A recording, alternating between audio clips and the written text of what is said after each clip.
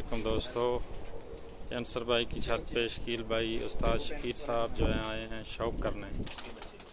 बच्चे बड़े उठते हैं दोनों के बच्चे। मैंने इसे कबूतर दिखाओ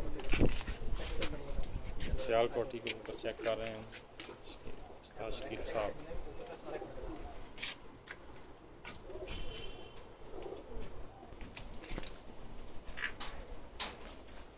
मुजफ्फर भाई देख रहे हैं।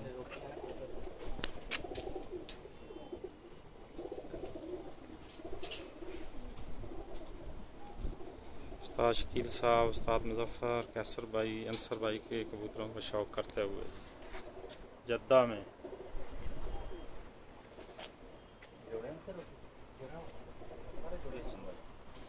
ये 37 नंबर आपको दिखा रहे हैं मुजफ्फर इकबाल भाई, उस्ताद जवेद साहब के घर का।